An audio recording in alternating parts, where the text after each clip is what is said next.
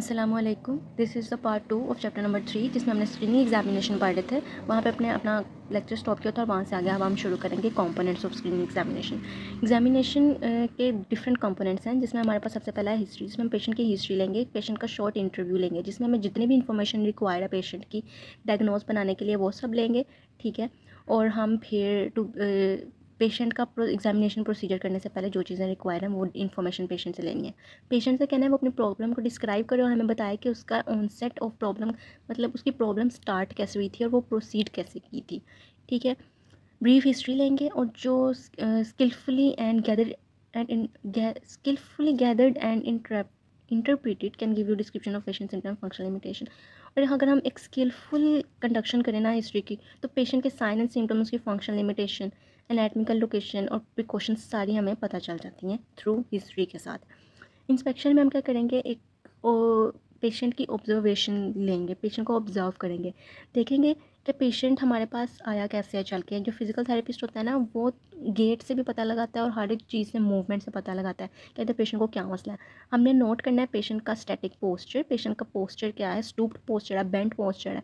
Respiration करेंगे, labour to respiration करें या अनलेबर डिफिकल्टी इन ब्रीथिंग, और एंटाल्जिक पोजीशन, पेशेंट ने पेन की वजह से कंपनसेटरी मूवमेंट किया है कि नहीं।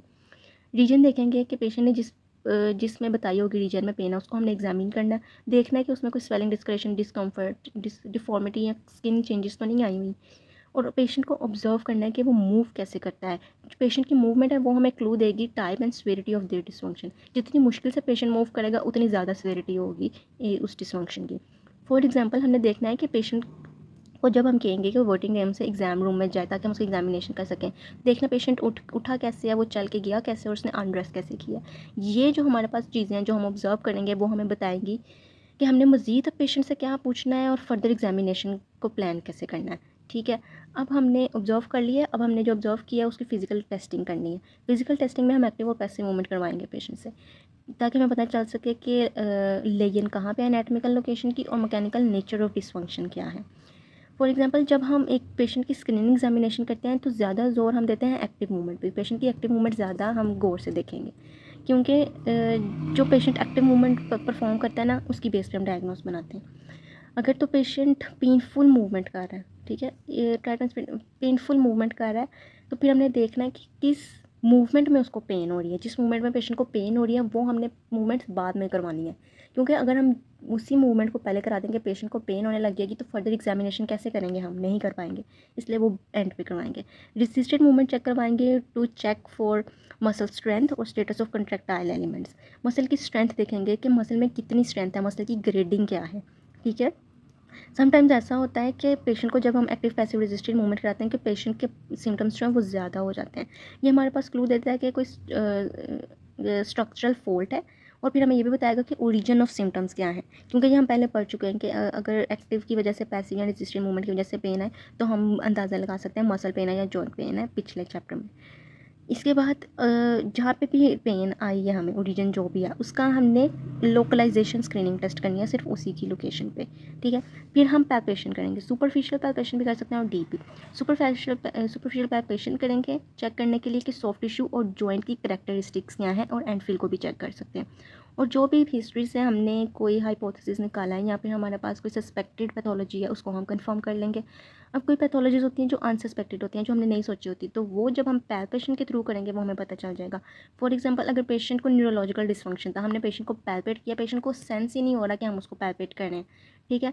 पेशेंट टच ही नहीं फील कर पा रहा हमारा, या फिर पेशेंट को हाइपर सेंसिटिविटी है, पेशेंट को हम थोड़ा सा पैल्पेट करें, पेशेंट को ज़्यादा फील हो रहा है, तो वो हमारे पास इंडिकेशन न्यूरोलॉजिकल डिसफंक्शन की, जो कि हमें पैल्पेशन से पता चल गया। इसके बाद हम पैसिव जॉइंट और सॉफ्ट टिश्यू मूवमेंट टेस्टिंग करवाएंगे, ठीक है, जिसमें हम जॉइंट प्ले देखेंगे, ठीक है। एसेसरी जॉइंट प्ले देखेंगे, जॉइंट की मोबिलिटी, स्टेबिलिटी और पेन को असेस करेंगे।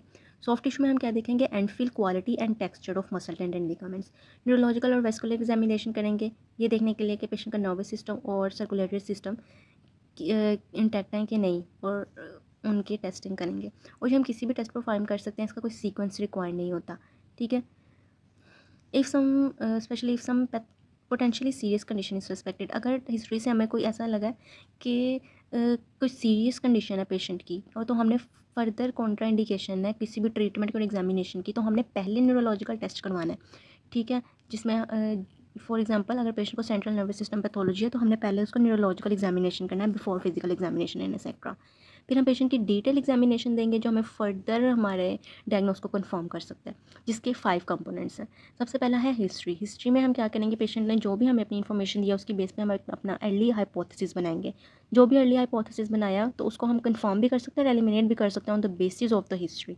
फॉर एग्जाम्पल पेशेंट ने मुझे पता, हमने सस्पेक्ट किया पेशेंट की हिस्ट्री से कि उसको हो सकता है फ्रोज़न शोल्डर हो, तो फिर मैं उसको फर्दर हिस्ट्री लूँगी और देखूँगी कि आइदर पेशेंट को फ्रोज़न शोल्डर ही है या फिर मैं उसको हाइपोथेसिस को एलिमिनेट कर दूँगी। इसमें मैं पेशेंट्स की क्या देखूँगी कि उसको प्रेजेंट एपिसोड ऑफ इलनेस क्या है, उसकी past medical history, related personal history, family और सिस्टमिक रिव्यू करूँगी। उसके बाद अब जो भी हमने इन्फॉर्मेशन गेन की है हिस्ट्री से, तो उसके अकॉर्डिंगली हमने एक माइंड में अपनी डायग्नोसिस की लिस्ट बनानी है। ये नहीं कि एक ही डायग्नोसिस बनाना है, हमने देखना है कि अगर शोल्डर पेन है तो आई रोटेटर की वजह से, टेंडिनाइटिस की वजह से, फ्रोजन शोल्डर, जो भी एक लिस्ट ऑफ हिस्ट्री रखनी है। समटाइम्स पेशेंट हमें हिस्ट्री इतनी क्लियर देता है कि हम उसको इमीडिएट डायग्नोस बना लेते हैं, ठीक है। और समटाइम्स ऐसे होता है कि पेशेंट हमें इतने वेग सिम्टम्स बताता है, इतने मतलब अनरिलेटेड सिम्टम्स बताता है कि हमें नहीं पता चल पाता पहले में कि उसको क्या डायग्नोस बनाना है उसका। तो उसके लिए हम फिर फर्दर एग्जामिनेशन करेंगे और मज़ीद सवाल पूछेंगे।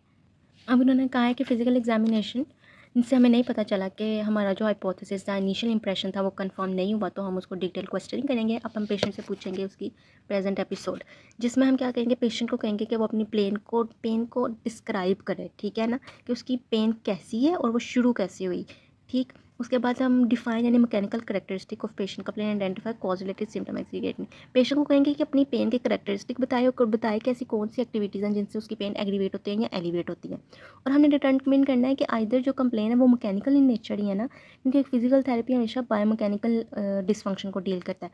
और अगर तो सिम्टम नॉन मैकेनिकल हमारे पास शो हुए हैं तो हमारे पास कोई थ्रेटनिंग डायग्नोसिस भी बन सकता है, जो कि फिजिकल थेरेपी डील नहीं करेगा, तो हम उसको मेडिकल स्पेशलिस्ट के पास रेफ़र कर देंगे। यहाँ पे उन्होंने बात की है कि तो हमने पेशेंट से जब पूछना है कि उसको पेन किस टाइम में होती है, सर्टेन टाइम में। फॉर एग्जांपल पेशेंट कहता है इवनिंग में पेन होती है या मॉर्निंग में पेन होती है, तो फिर हमने उसको उसी में एग्जामिन करना है जिस टाइम ऑफ द डे में उसको पेन होती है, ठीक है। Schedule the physical examination during that symptomatic period. Symptoms में हम क्या देखेंगे, पेशेंट की लोकेशन कहाँ है, किस टाइम पेन होती है, करेक्टर क्या है, इन्फ्लुएंस, एसोसिएशन, इरिटेबिलिटी, सिवियरिटी, ठीक है। एनाटॉमिकल साइट और radio of the symptoms, time 24 घंटे में पेन कब स्टार्ट होती है, ठीक है, या कितनी देर रहती है, करेक्टर क्या है, बर्निंग, एकिंग पेन वगैरह, इन्फ्लुएंसेस एग्रीवेटिंग और एलिवेट किससे होती है, एसोसिएट, रिलेटेड और कोइंसिडेंटल साइन एंड सिम्टम्स, इस तरह ही किसी और जगह पेन तो नहीं होती है, रिलेटेड पेन तो नहीं है ये। इरिटेबिलिटी देखेंगे कि कितनी ईजिली आपके सिम्टम्स प्रोवोक या ख़त्म हो जाते हैं, आइदर वो ख़त्म नहीं होते हैं या आराम से ख़त्म हो जाते हैं या किस तरह। और पेशेंट की सिवियरिटी देखते हैं पेन रेटिंग स्केल के थ्रू, जिसमें हम क्या देखेंगे कि पेशेंट की डिग्री ऑफ पेन या फिर इम्पेयरमेंट देखते हैं। पेशेंट को कहते हैं 1 to 10 तक हमें उसकी इंटेंसिटी बताएं। और फिर हम देखते हैं कि कोर्स ऑफ कंप्लेन क्या है। कोर्स ऑफ कंप्लेन में क्या देखेंगे कि पेशेंट को कब स्टार्ट हुई पेन, ठीक है, मैनर ऑफ ऑनसेट, स्टार्ट कैसे हुई, कब हुई, कैसे हुई, सडन थी, अचानक बैठे बैठे शुरू हुई, या फिर कोई ट्रॉमा या इंजरी हुई, फॉल इंजरी तब स्टार्ट हुई, या ग्रेजुअल आराम आराम से ज़्यादा होती गई। उसके बाद पैटर्न ऑफ रिकरेंस, पहले ऐसी पेन थी या नहीं थी, पहले कैसी थी, पहले कब हुई थी, ड्यूरेशन, ठीक है। उसके बाद उन्होंने इसके लिए पहले कोई ट्रीटमेंट लिया या नहीं, ठीक है। अब हमने पेशेंट की पास्ट मेडिकल हिस्ट्री देखनी है। अगर हमें ऐसे लग रहा है कि पेशेंट की पेन जो है, कंप्लेन है, वो मस्कुलोस्केलेटल नहीं है और ना ही वो मैकेनिकल इन नेचर है, तो फिर हमने पेशेंट से उसकी पास्ट मेडिकल हिस्ट्री में पूछना है कि आपको पहले तो कोई मसला नहीं रह चुका, ठीक है, जिसमें हम मेजर पास्ट हेल्थ प्रॉब्लम्स को आइडेंटिफाई करेंगे और उनको रिलेट करेंगे करंट कंप्लेंट्स के साथ, ठीक। और हमने पेशेंट से कहना है प्रीवियस मेडिकल टेस्ट और ट्रीटमेंट्स लेकर आए हमारे पास, तो हम उसकी इंफॉर्मेशन गैदर करेंगे मज़ीद। For example, systemic and visceral disease can mimic musculoskeletal disorders and their symptoms can reveal temporary elevated। इस बात को हम यहाँ से समझते हैं इस एग्जांपल से कि जो गोल ब्लैडर है वो एक विजुअल ऑर्गन है ना, तो उसकी पेन रेफर करती है हमारे पास टिप ऑफ राइट शोल्डर में। तो पेशेंट मेरे पास आएगा कि मुझे शोल्डर पेन है। अब मैंने उसको असेस किया और मैंने देखा कि पेशेंट की मूवमेंट भी, रेंज ऑफ मोशन ठीक है, वहाँ पे पैल्पेट किया, हर चीज़ नॉर्मल है। फिर मैंने पेशेंट से पूछना है कि आपको कोई पास्ट मेडिकल हिस्ट्री में आपको कोई गॉल ब्लैडर का इशू तो नहीं है, या फिर गॉल ब्लैडर नहीं तो कोई और इशू तो नहीं है जिसकी पेन रेफर्ड होकर यहाँ पे आई है। अगर मैं पेशेंट का इस कंडीशन में पेन का शोल्डर का ट्रीटमेंट कर भी दूंगी ना, तो वो सिर्फ एक टेम्परेरी रिलीफ देगा मेरे पास, ठीक है। लेकिन क्योंकि मैंने उसको अंडरलाइन कोज को नहीं ठीक किया, तो मैं गॉल ब्लैडर को एग्जामिन करूँगी, उसको कोई मेडिकल कंसल्टेंट के पास भेज दूँगी। जनरल ओवरऑल हेल्थ देखूँगी, उसका जनरल हेल्थ स्टेटस लेवल क्या है, वेट देखूँगी, रिसेंट लॉस और गेन, लास्ट फिजिकल एग्जामिनेशन उसने कब करवाया था, मेडिकल टेस्ट, उसके और ट्रीटमेंट, अब वो कोई मेडिसिन ले रहा है या नहीं, एंटी कोगुलेंट, एंटी डिप्रेसेंट, इस तरह की, उसकी स्लीप हैबिट्स क्या है, ड्रग रिक्रिएशनल ड्रग्स और डाइट, मेजर इलनेस में क्रॉनिक कंडीशंस वगैरह, या पहले वो हॉस्पिटलाइजेशन, ऑपरेशन वगैरह, इंजरीज वगैरह से तो नहीं आया। रिलेटेड पर्सनल हिस्ट्री में मैं क्या करूँगी कि पेशेंट का पर्सनल बैकग्राउंड देखूँगी और एवरीडे वर्क इन्वायरमेंट देखूँगी, जिसकी वजह से पेशेंट की कंप्लेंट ज़्यादा या कम हो रही है। फॉर एग्जांपल एक मेरे पास पेशेंट आया, वो बैंक में काम करता था, प्रोलॉन्ग्ड सिटिंग में बैठता था और जिसकी वजह से उसको लोअर बैक पेन आई, तो मैंने पेशेंट की पर्सनल बैकग्राउंड हिस्ट्री ली, उसका ऑक्यूपेशन पूछा और उसका इन्वायरमेंट पूछा। ठीक है, उसके बाद हम पेशेंट से पूछना कि वो डेली एक्टिविटीज़ क्या हैं उसकी, अगर वो कोई स्पोर्ट्स नहीं प्ले करता, क्योंकि बहुत सी हमारे पास स्पोर्ट्स रिलेटेड इंजरीज भी आती हैं, वो देखना है हमने। ठीक है, जो कि पेशेंट की प्रॉब्लम को कॉज कर रही है। इसके बाद हमने सोशल, साइकोलॉजिकल और फाइनेंशियल हार्डशिप्स भी देखनी है।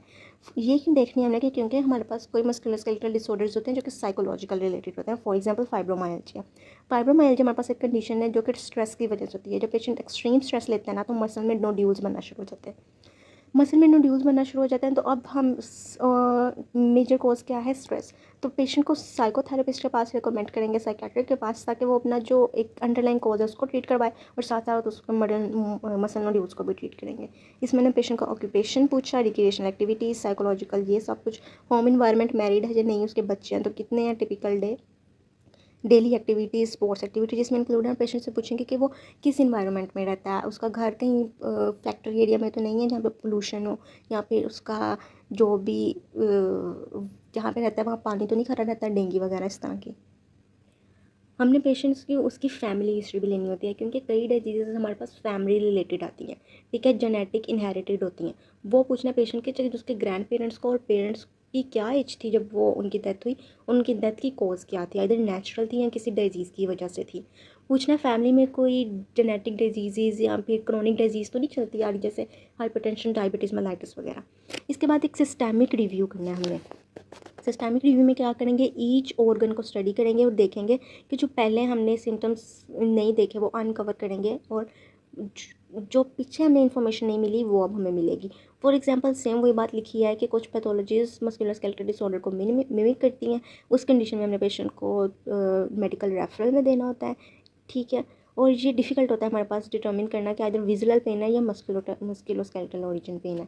फॉर एग्जांपल थोरेसिक स्पाइन की नर्व रूट इरिटेशन कोज मिमिक करती है एंजाइना पेक्टोरिस के सिम्टम्स को, तो हम जितना मर्जी उसको ट्रीट करें, अगर एंजाइना पेक्टोरिस है तो वो हमें मेडिकल रेफर करना होता है। थोरेसिक स्पाइन को एक फिजिकल थेरेपी डील करेगा, और ये सारे फंक्शंस हैं जिसमें पेशेंट सिस्टेमिक रिव्यू करेगा, हर एक सिस्टम को रिव्यू करेगा पेशेंट में। उसके बाद इंस्पेक्शन, जिस तरह हमने पहले पढ़ा था इंस्पेक्शन में कि पेशेंट को ऑब्जर्व करना है, पेशेंट उठता कैसे है, बैठता कैसे है, ठीक है, वो अपने शूज़ कैसे उतारता है। इस बेसिस पे हम डिफ़ाइन करेंगे कि पेशेंट का एरिया ऑफ डिसफंक्शन क्या है, क्योंकि जिस ऑर्गन की, जिस लिम्ब की वो मूवमेंट को अल्टर करेगा, वही तो हमारे पास एरिया ऑफ डिसफंक्शन होगा, और फिर हमने वो क्लैरिफाई कर लेना है थ्रू डिटेल एग्जामिनेशन। अब हमने पेशेंट के, उन्होंने कहा है आपने पोस्चर को, स्टैटिक पोस्चर को भी और मूविंग पोस्चर को भी, दोनों को ऑब्जर्व करना है। स्टैटिक पोस्चर कब होगा, जब एक सिंपली पेशेंट बैठा है या लेटा है, और डायनामिक और मूविंग जब पेशेंट वॉक करेगा या फिर वेट बेरिंग में। तो वो कुछ, the dynamic inspection include selected daily activity movements. Dynamic inspection में हम पेशेंट को कहेंगे कि वो एडियस मूवमेंट हमारे पास करके दिखाए। ठीक है, अब हम पेशेंट का पोस्चर देखेंगे कि इधर वो stooped posture, bent posture, patient को पेन एंटैल्जिक पोस्चर तो नहीं पेशेंट ने बनाया हुआ, या कंपनसेटरी बॉडी पोजीशन पेशेंट कर रहा हो। शेप देखनी है, swelling, atrophy, hypertrophy, colour changes देखेंगे, डिसकलरेशन वगैरह। Activities of daily living perform कर पा रहा है या नहीं, लिमिटेड है या फिर रिस्ट्रिक्टेड इस तरह की, और असिस्टिव डिवाइसेस यूज़ कर रहा है कि नहीं, आइदर केन्स और क्रचेस। फिर अब हमने पैल्पेशन करनी है, जैसे पीछे पड़ा था, सुपरफिशियल पैल्पेशन करेंगे। ठीक है, और फिर अब हमने कंपेयर करनी है पैल्पेशन को वेट बेरिंग पोस्चर में, नॉन वेट बेरिंग पोस्चर में। क्यों, क्योंकि कई पैल्पेशंस होती हैं जो हमारे पास सिर्फ ड्यूरिंग एक्टिविटी, मतलब वेट बेरिंग में आती हैं, इसलिए। और हमने पैल्पेशन इज़ मोस्ट इफेक्टिव यहाँ पे हमने लाजमी करनी है जब हम पैसिव मूवमेंट टेस्टिंग करवाएंगे, तो इसमें हमारे पास एक पैल्पेशन एक एसेंशियल पार्ट होता है। उसके बाद हम टिश्यू करेक्टरिस्टिक देखेंगे जिसमें टिश्यू का टेम्परेचर, पल्स, थिकनेस, सिमेट्री वगैरह देखेंगे। सिमेट्री, कैपिटल्स, मॉइस्चर, इन सब चीज़ों को देखेंगे और स्ट्रक्चर देखेंगे इन सब चीज़ों का, nerve, fat, muscle, tendon, fascia, bone, ये सब कुछ। इन सबको हम पैल्पेट करेंगे, एग्जामिन करेंगे, ऑब्जर्व करेंगे। अब उन्होंने कहा है जब हमने स्पाइन, पेल्विस और रिब की पैल्पेशन करनी होती है ना, तो वो हमारे पास डिफ़िकल्ट होती है, क्योंकि इनमें हमारे पास स्मॉल आर्टिकुलेशंस होती हैं, ठीक है। पेशेंट को वो फील होती हैं through deep layers of soft tissues and asymmetry in the shape of the bones and soft tissues are common. In structures में asymmetries in the shape of bone की एसिमेट्रीज होती हैं, बोन बिल्कुल congruent नहीं होती और सॉफ्ट टिश्यू भी बिल्कुल कॉन्ग्रेट नहीं होते और स्मॉल आर्टिकुलेशंस जो हैं वो यहाँ पे प्रेजेंट होती हैं, ठीक है। For this reason palpation findings indicate positional fault are sometimes unreliable. इसलिए जब हम उनको डिफ़िकल्ट पैल्पेट कर रहे हैं तो ज़रूरी नहीं है कि हमारे पास एक करेक्ट ही है हमारे पास इंडिकेशन आ जाए। पोजिशनल फॉल्ट की वजह से अनरिलायबल हमारे पास डायग्नोज बनेगा and should always be confirmed. और अगर जो भी हमने बनाया है उसको हमने कन्फर्म करना है विद स्पेसिफिक मोबिलिटी और लोकलाइजेशन टेस्ट। अब कुछ पैल्पेशन ऑफ नर्व्स जो है ना वो न्यूरल पाथवे फॉलो करती हैं, ठीक है। Particularly at most common site of impingement. अगर हमारे पास इम्पिंजमेंट है ना, तो जो भी न्यूरल पाथवे होगा ना उस नर्व का, उस सब पे हमने स्पेसिफिक पाल्पेशन करनी है, सिर्फ उस नर्व की, ठीक है, जिस पाथवे पे वो रन कर रहा है। फिर हम न्यूरोलॉजिकल और वेस्कुलर टेस्ट करेंगे, जिसमें हम पेशेंट की नर्वस इंटेग्रिटी देखेंगे, नर्व इंटेग्रिटी, ठीक। उसमें पेशेंट के टेंडन रिफ्लेक्सेस चेक करेंगे, ठीक है। इधर पेशेंट हाइपर रिफ्लेक्सिया तो नहीं है पेशेंट में, पेशेंट की स्ट्रेंथ और फटीगेबिलिटी देखेंगे, इंक्लूड रिपीटेड रेसिस्टिव टेस्ट करवा के। सेंसरी टेस्ट देखेंगे, डिफरेंट टच देंगे पेशेंट को, देखेंगे सेंसरी इंटेग्रिटी है कि नहीं, सेंसेशन इंटैक्ट है कि नहीं। फिर हम tension sign and neural mobility test ये करेंगे, ये देखने के लिए कि नर्व्स की मोबिलिटी कितनी है। अगर नर्व्स की मोबिलिटी नहीं है तो फिर हम वो न्यूरल मोबिलाइजेशन देंगे। गिर्थ मेजरमेंट करेंगे, मसल का सर्कमफ्रेंस वगैरह देखेंगे, ठीक है। No single neurological test is sufficient. सिर्फ एक न्यूरोलॉजिकल टेस्ट हमें डायग्नोज बना के नहीं देगा, ठीक है। हमें न्यूरोलॉजिकल टेस्ट ऑफ फंक्शन दोनों को ओवरलैप लेकर चलना, एक साथ लेकर चलना पड़ेगा, ठीक है ना। ये देखते हुए कि पेशेंट की साइन एंड सिम्टम्स की कंडीशन क्या है। फॉर एग्जांपल देखिए हम अगर, तो एक मसल है उसकी रिड्यूस्ड स्ट्रेंथ है, ठीक है, पेशेंट रिड्यूस्ड स्ट्रेंथ शो कर रहा है। अब रिड्यूस्ड स्ट्रेंथ क्यों है, ठीक है, या तो वो मसल की वजह से है, जॉइंट की वजह से, न्यूरोलॉजिकल डिसफंक्शन, या फिर बाय प्रोडक्ट, इन सब के कॉम्बिनेशन की वजह से है, ठीक है। Positive findings from any nerve test करवाया, उसमें हमें पॉजिटिव टेस्ट करवाया आया हमें, that involves the live movement can originate from a variety of tissues including nerve, joint and muscle. फिर हमने क्या किया, पेशेंट का नर्व टेस्ट करवाया, ठीक है, जिसमें हमने पेशेंट की नर्व की मोबिलिटी और रूट टेंशन मोबिलिटी टेस्ट करवाए, ठीक है। तो वो हमारे पास originate different variety of tissues, nerves and joints originate कर सकती है। तो फिर अब हमने इन स्ट्रक्चर्स को जहाँ से ओरिजिनेट किया है उनको सेपरेटली असेस करना है और consider this when interpreting finding. Pulse test में हमने एक वेस्कुलर टेस्ट में हमने एक पल्स टेस्ट करना है और एक ब्रूट्स करना है। पल्स टेस्ट में हम करवा सकते हैं एलन स्टेंट्स और एडसेंस, जिसमें हम पेशेंट की वेस्कुलर इंटेग्रिटी देखेंगे और वेस्कुलर सप्लाई देखेंगे, ठीक है, इन अ लिम्ब और अ मसल। ब्रूट्स में हम क्या करते हैं, स्टेथोस्कोप लगा के हम एक जो भी नर्व वेजल होती है ना, उसके मर्मर्स चेक करते हैं, ठीक है, ब्लड फ्लो का साउंड चेक करते हैं, आइदर वो नॉर्मल है या फिर उसमें एरिथमिया या फिर एबनॉर्मल है। अब ये सब कुछ करने के बाद हमने जो भी हाइपोथेसिस निकाला पेशेंट का, उसको हमने कंफर्म करना है थ्रू मेडिकल डायग्नोस्टिक टेस्टिंग, ठीक है।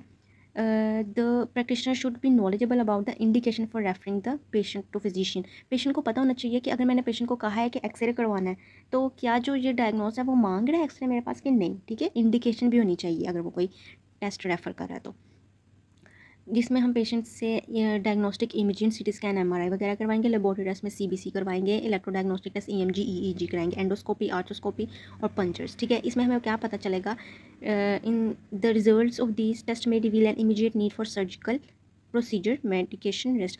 ये जब हम टेस्ट करवाएंगे ना तो हमें पता चलेगा कि पेशेंट को आइदर सर्जरी नीड है या फिर उसको हमने मेडिसिन देनी है, उसकी फिजिकल थेरेपी करानी है, या पेशेंट को रेस्ट रिकमेंड करना है, ठीक है। इसकी बेस पे हम फिर अपना अब ट्रीटमेंट इंटरवेंशन निकालेंगे। अब हमने डायग्नोसिस बना लिया और हमने उसकी ट्रायल ट्रीटमेंट करनी है। ट्रायल ट्रीटमेंट हमारे पास क्या होता है कि हमने अभी ट्रीटमेंट स्टार्ट नहीं की, हमने एक ट्रायल ली है सिर्फ अभी। ट्रायल में हम क्या करते हैं, सिर्फ अप्लाई करके देखेंगे ट्रीटमेंट को कि अगर पेशेंट को इससे कोई अच्छा फील हो रहा है कि नहीं, रिजल्ट्स पेशेंट पे अच्छे हैं या नहीं, पेशेंट के सिम्टम्स डिक्रीज़ होने चाहिए, ठीक है। अच्छा, अगर एग्जामिनेशन फाइंडिंग ने इम्प्लीकेट किया कि हमने जो ट्रीटमेंट पेशेंट पे की उससे पेशेंट की कंडीशन जो है वो बेहतर हो रही है और जॉइंट कंडीशन ट्रीटेबल है, ठीक है, फ्रोजन शोल्डर है फॉर एग्जांपल, तो अब वो जॉइंट ट्रीटेबल है, तो फिर मैंने उसको क्या किया, उसको ट्रीटमेंट अप्लाई किया एज यू प्रिडिक्ट, ठीक है। फॉर एग्जांपल मैं इसको मज़ीद एलैबोरेट कर देती हूँ कि एक पेशेंट था, हमने उसका डायग्नोस निकाला कि पेशेंट को फ्रोजन शोल्डर है। अब वो एक ऐसा जॉइंट है जो कि ट्रीटेबल है फिजिकल थेरेपी में। तो फिर मैंने उसको ट्रायल ट्रीटमेंट दी, ठीक है, और मैंने देखा कि इसमें मैं क्या दे सकती हूँ। जैसे हम फ्रोजन शोल्डर में स्पेंसर टेक्निक्स वगैरह दे सकते हैं, तो फिर मैं उसको अप्लाई करूँगी पेशेंट पे, ठीक है। अगर तो मेरे पेशेंट को उससे अच्छा फ़र्क पा रहा है तो मेरा डायग्नोस भी ठीक है और मैंने वही ट्रीटमेंट लेके चलना है, ठीक है। अगर डायग्नोस इन्वॉल्व शॉर्टन टिश्यू, अगर डायग्नोस में आया कि टिश्यू शॉर्टनिंग है, मैंने सेवरल ट्रीटमेंट्स प्रोवाइड करनी है, ठीक है, before the diagnostic hypothesis can be confirmed. तो अपना डायग्नोसिस हाइपोथेसिस कन्फर्म करने से पहले मैंने सेवरल ट्रायल ट्रीटमेंट्स करनी है, ताकि मुझे पता चल सके कि जितनी ट्रीटमेंट्स मैंने किया उससे पेशेंट को किससे फ़र्क पड़ा, ठीक है। इससे पहले मैं पेशेंट से ये क्वेश्चनिंग पूछूंगी, या फिर मैं अपने आप से ये क्वेश्चन पूछूंगी, ठीक है। क्या पूछूंगी कि जो पेशेंट ने हिस्ट्री ली है और मैंने फिजिकल एग्जाम किया है उनका कोरिलेशन है या नहीं, पेशेंट का डायग्नोस क्या है, ठीक है, और what are their problems and priorities for treatment. Patient की प्रॉब्लम क्या है और प्रायोरिटी क्या है ट्रीटमेंट की, मैं उसका गोल क्या है ट्रीटमेंट का वो डिसाइड करूँगी। और जितनी इन्फॉर्मेशन मैं पेशेंट से ली है वो इनफ है या नहीं, अगर नहीं इनफ तो मैं पेशेंट से रीएग्जामिन करूँगी और पेशेंट से मजीद क्वेश्चनिंग करूँगी। और हो सकता है कि क्वेश्चनिंग करने के बाद मुझे ऐसा लगे कि इसको मेडिकल रेफ़र की ज़रूरत है, तो मैं उसको डॉक्टर के रेफ़र कर दूँगी। और अगर मैं देखूँगी कि either I can help this patient with physical therapy, तो फिर मैं ट्रीटमेंट दे दूँगी और देखूँगी कि ट्रीटमेंट की कॉन्ट्राइंडिकेशंस क्या हैं, ठीक।